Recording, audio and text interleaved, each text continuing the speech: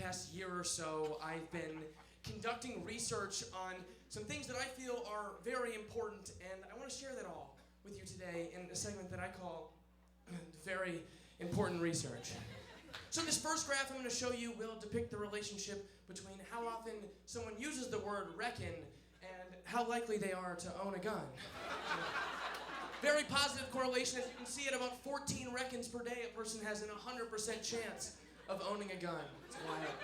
What's even crazier, though, is how this correlation works in the opposite direction with the phrase, "Cool it, pal." Because at just one cool it, pal per day, a person has a 0% chance of owning a gun.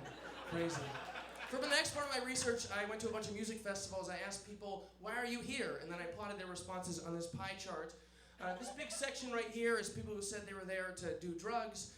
This smaller but still large section is people who said they were there to take drugs. And then this smaller sliver is people who said they were there to take a survey. That was me. So. And then this is a Venn diagram of people who were supposed to take a survey and ended up taking drugs and fabricating the data. It really seemed like everyone was on drugs, right? Okay. This is a graph showing the average building height in New York over time. It's been steadily increasing. Took a small hit in 2000. People say you can't buy happiness. But I did some research. I found out you can. I actually found a specific price much lower than I would have thought. $3.49. But I did some digging, found out why it's so low. Apparently this is the market price for a Crunchwrap Supreme from Taco Bell. So throw out those SSRIs, take a trip to T-Bell, see how you feel. Okay. The next part of my research, I went down south. I think they get a bad rep. Everyone calls them rednecks, but I think it's on a spectrum. And so I wanted to find a way to quantify that with the Redneck Meter here. I'll show you how it works. It starts off small. So if you say y'all, you're at about 10% redneck. Okay, maybe you grew up in the South, or you're a little folksy, but you still have some dignity left, so good for you. But it moves up fast, so be careful.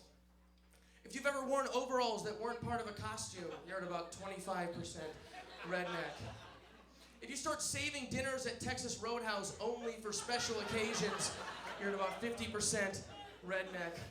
And then if you can reliably recommend to me a riding lawnmower, you're at about 75% redneck.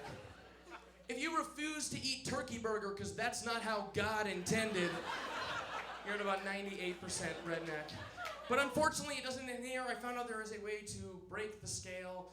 So at about 140% redneck, if you storm out of Walmart in a rage, blaming the rise in the price of charcoal on the goddamn demaqueers, screaming, if we just built this fucking wall already, I reckon we wouldn't have these problems anymore. No collusion, presidential harassment, witch hunt, Hunter Biden. Thank you so much.